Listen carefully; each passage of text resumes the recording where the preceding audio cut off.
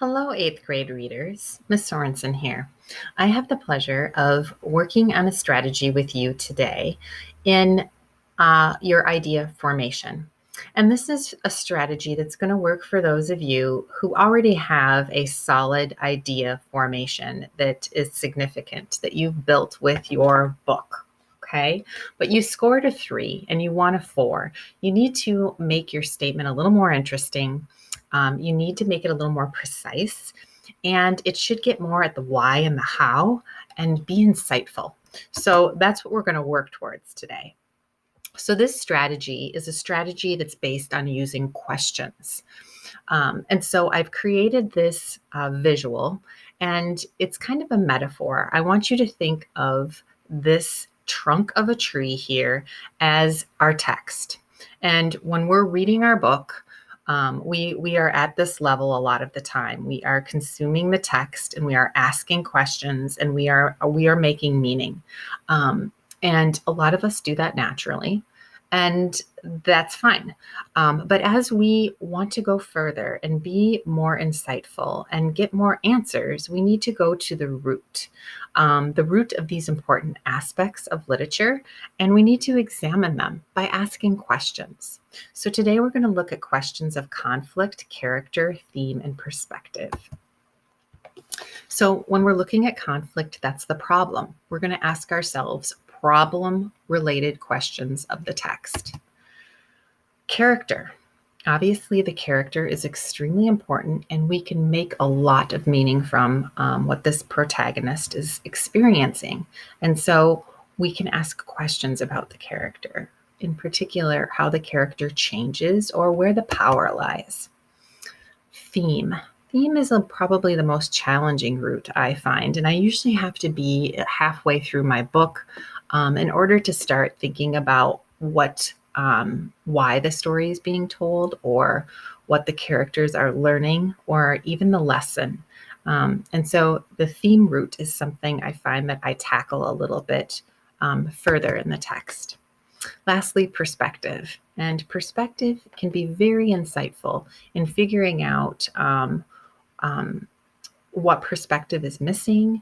Is the perspective even fair? Can you trust this perspective that's being told? So I don't expect you, the strategy here is not to answer too many questions, but rather find the right question to ask. And so take your initial statement, and this is mine. This is Jade. She's on our cover. She is the protagonist of the story. And she is struggling to see positivity and beauty in her community. And that's what I could come up with so far up to page 75. And it's a pretty broad statement, but it is a 3. It is making meaning of the text. It mentions the main character, the conflict, and a little bit of the why is in there. But I want to go deeper. I want to make this more interesting, and I feel that I can with some reflection and thoughts about questions. So here in my book are the pieces of textual evidence, or the clues that kind of helped me come up with this meaningful statement. And so I'm going to go back to those, and I'm going to reread those, and I'm going to think about them, paraphrase them, put them in my head, and then consider the questions and how I could think more deeply about this. And so I go back to my text, tree and roots, and I really think that conflict, the problem, character, Jade, what she's struggling with, and perspective are very influential in my statement here. So I'm going to ask myself some questions about this problem that she has and where it's coming from. Is it just that she can't see positivity and beauty in her community, or do other people see that and it's coming across and influencing Jade? That kind of goes to perspective and conflict.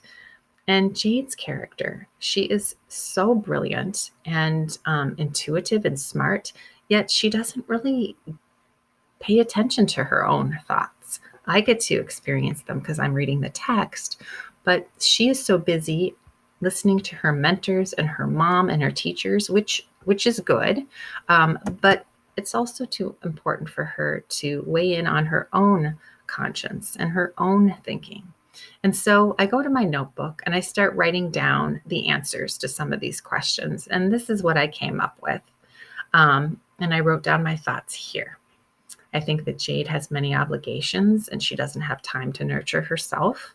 I think that Jade is overly motivated to take opportunities presented to her that will lead her to success, and it's just too much. I also think that Jade doesn't listen to herself enough and value her own opinion enough.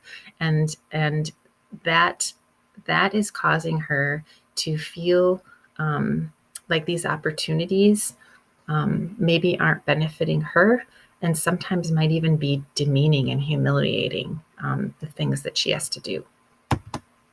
And so I can think of some textual evidence to support all of that I was just writing about, some examples from the book. So I'm going to try to put this all together in a new inference statement. And this is what I came up with. Because Jade is told infrequently that her life and circumstances make her disadvantaged, Jade is not recognizing the contributions she can share with others. And I think that's hurting her self-image also.